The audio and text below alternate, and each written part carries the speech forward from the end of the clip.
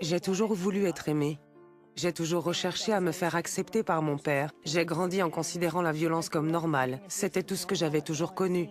Les seuls moments où le père alcoolique de Tania Fiolo lui accordait de l'attention, c'était quand il la battait.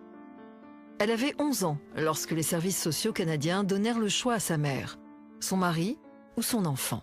Je me souviens combien j'ai eu mal dans ce tribunal lorsque ma mère a choisi mon père et m'a laissé partir en foyer d'accueil. Je me suis sentie abandonnée. J'ai été placée dans 13 foyers d'accueil différents en une seule année.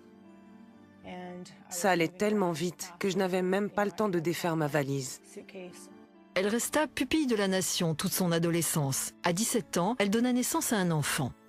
Elle avait la vingtaine lorsqu'elle tomba encore enceinte et se maria. Je me suis mariée avec un homme qui était comme mon père. Chaque jour, il me répétait que j'étais stupide, que j'étais laide, que je n'étais pas assez bonne. Je ne me sentais pas digne d'être aimée par qui que ce soit. Avec ses enfants, elle alla vivre dans un foyer pour femmes battues afin d'échapper à la violence quotidienne. Mais son mari créa des problèmes pour la garde des enfants. Tania avait besoin de 7 000 $ pour engager un avocat et chercha un emploi. Une annonce dans le journal attira son attention. Ça disait gagner jusqu'à 1 500 $ par jour. Entreprise détenue et gérée par des femmes, environnement sécurisé, agréable et amical. Wow, ça avait presque l'air trop beau pour être vrai. Et c'était bien le cas. Le travail agréable et amical était en fait de la prostitution. Tania accepta cet emploi. Je me souviens que lorsque je suis rentrée ce soir-là, après avoir fait mes 1 700 premiers $, j'ai couru sous la douche et j'avais l'impression que je ne pourrais jamais suffisamment me frotter le corps, tellement je me sentais sale. Elle se prostitua ainsi plusieurs années et alla toujours plus loin dans l'industrie du sexe. Elle finit par posséder plusieurs maisons closes avec plusieurs centaines de filles travaillant pour elle. Mais sa vie accusait le contre-coup. Mon esprit était brisé. Extérieurement, aux yeux de tous, je donnais l'impression d'avoir tout pour être heureuse. Mais au plus profond de moi, il n'y avait rien. Il ne me restait plus de cœur. Je ne voulais plus vivre. Chaque client avec qui vous êtes prend une partie de votre âme et repart avec. Et un jour, vous n'êtes plus qu'un mort-vivant. Pendant ce temps, la bataille pour la garde des enfants dura 4 ans. Le tribunal et les médias eurent vent des activités professionnelles de Tania. Ses chances d'obtenir la garde des enfants étaient maigres et elle le savait. Tania passa un accord avec Dieu.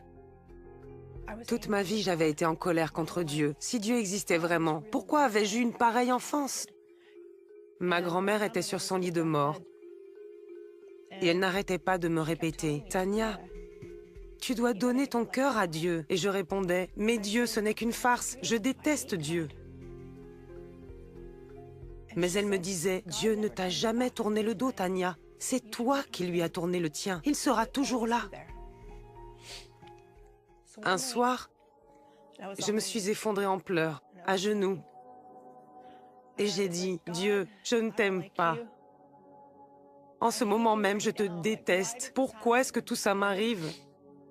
Mais on me parle sans cesse de toi. Alors si tu me donnes la garde de mes enfants, je croirai que tu existes vraiment, parce que ce sera un miracle. Si tu fais cela, je te donnerai ma vie. » Le lendemain, je me suis réveillée. J'ai lu les journaux et en titre, il était écrit « Une mère travaillant dans l'industrie pornographique obtient la garde exclusive de ses enfants. » Je me suis dit « Waouh, si on la donne à des stars du porno, j'ai peut-être une chance moi aussi. » J'ai continué la lecture. Tania Fiolo obtient la garde exclusive.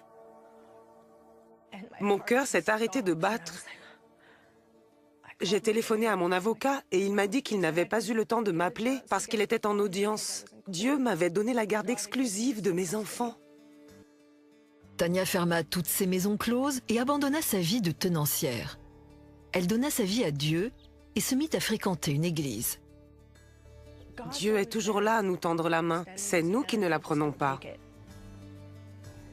À présent, lorsque je regarde en arrière, je réalise que Dieu avait toujours été là pour moi et que c'est moi qui lui tournais le dos. Mais si vous vous tournez vers lui, il est toujours là. Et il peut prendre toutes vos difficultés et les utiliser à sa gloire. Tania parle de l'espoir qu'elle a trouvé en Jésus-Christ à certaines des mêmes personnes avec qui elle travaillait dans les maisons closes.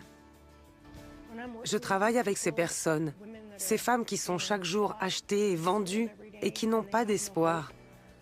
Quand je les vois se laisser conduire vers le Christ et être sauvées, je n'ai pas de plus grande joie. La joie de savoir que Dieu m'a utilisée pour les aider à sortir de ce milieu. Maintenant que le Seigneur est entré dans ma vie, je sais que j'ai un but et un appel. Je sais que je suis digne d'être aimée. Et je sais qu'il y a un Dieu, Jésus, qui m'aime plus que je ne l'avais jamais cru possible.